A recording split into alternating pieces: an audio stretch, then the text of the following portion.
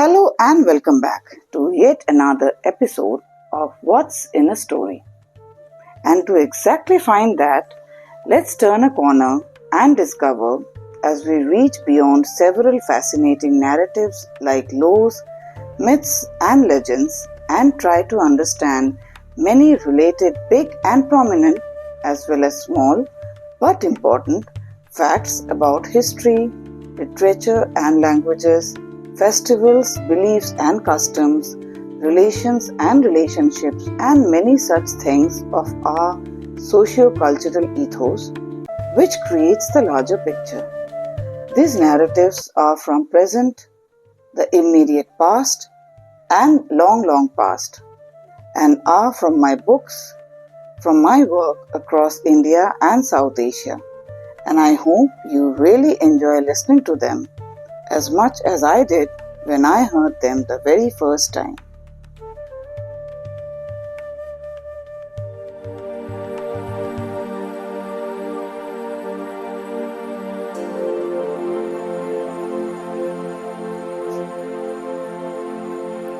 About today's story. Today's story is titled To Stand United Like Trees in a Forest.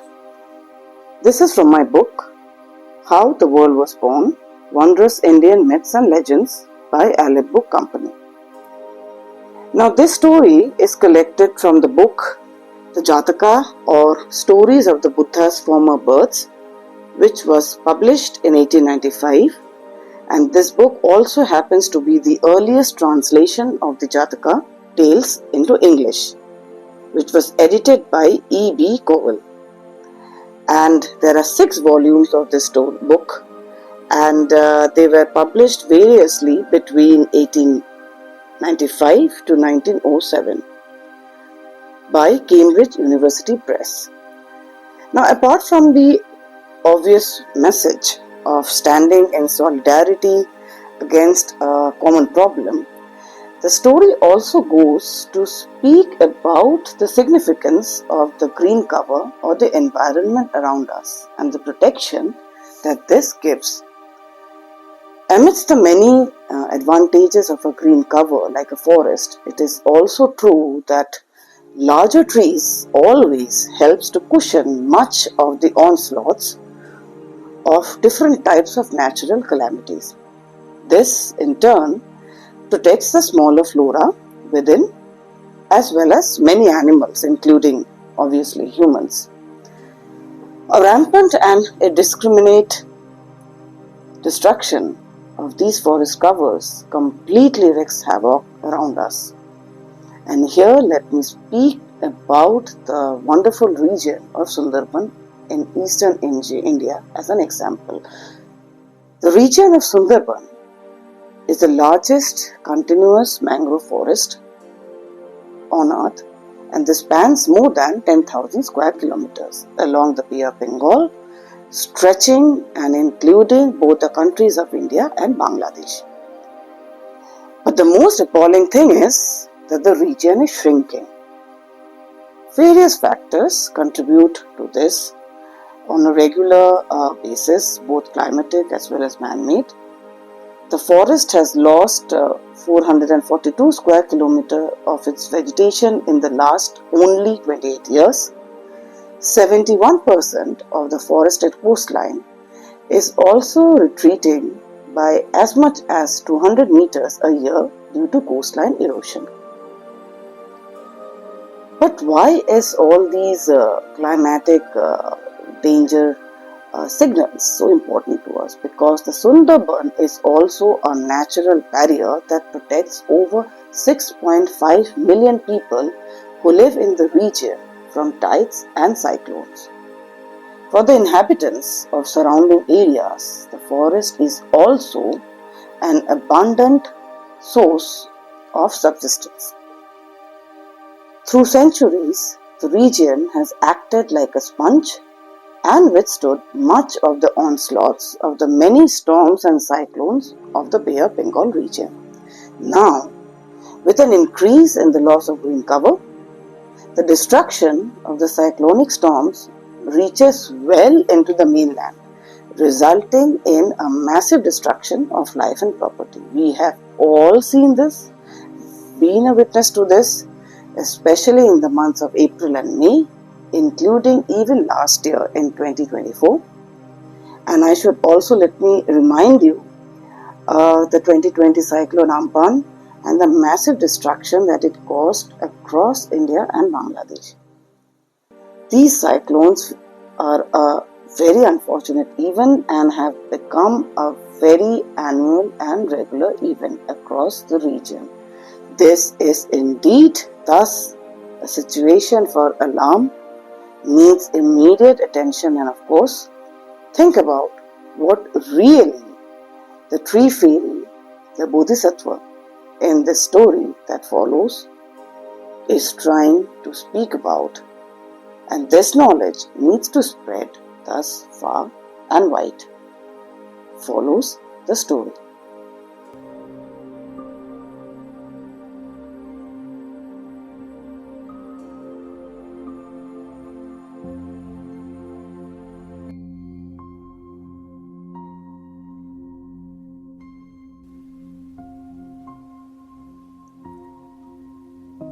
The story.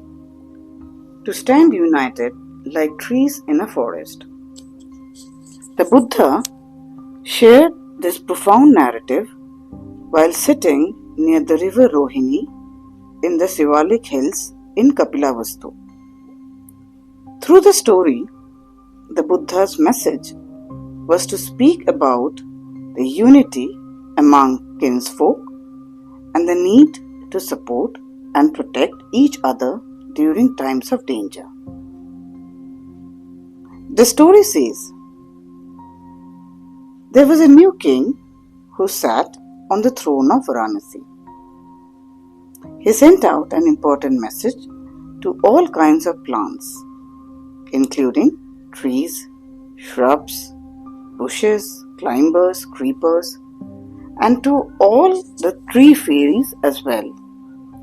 He instructed all the tree fairies to choose the abode or a residence of a specific tree and to reside within that. They were also free to allow the tree to grow at any desired place that they wanted. Now in those days, the Bodhisattva had been reborn as a tree fairy in a shal forest in the Himalayas. The wisest of all, he advised his kinsfolk and other tree fairies to choose their habitation wisely and to stay closer to the shal forest. He said this was important, keeping in mind any emergency situation in the future. Now the wise tree fairies listened to the Bodhisattva and they all took up their abode around the Sal forest, while the foolish ones went to hunt secluded spaces which were outside the forest or within the areas where men lived. They also thought the trees which dwell in between the habitations of mankind always receive the richest of offerings and worships. Now, why should we abandon all of these and go and live in the Himalayas in the Sal forest? That would be foolishness. Thus, these few unwise tree fairies went in search of haunts within the towns and in open spaces.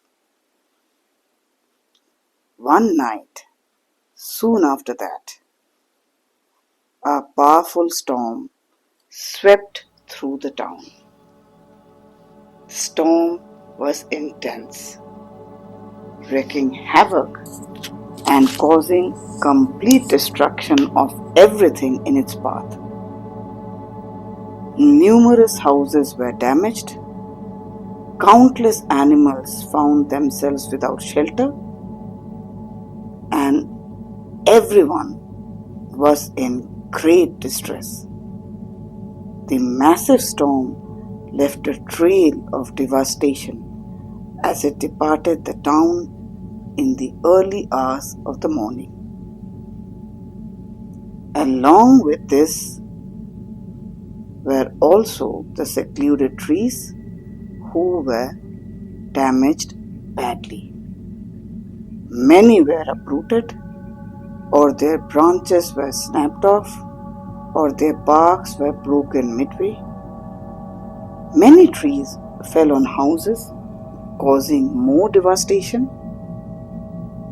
People, animals, and plants suffered equally as a result of this great storm. The lonely trees lay stranded, withered, bare, and broken between the town and the open spaces. Numerous trees lay shattered and irreparably damaged, succumbing to their final breaths. The aftermath presented a harrowing and devastating spectacle. Now, that same night, when the storm hit the Shal forest in the Himalayas, it could do little damage.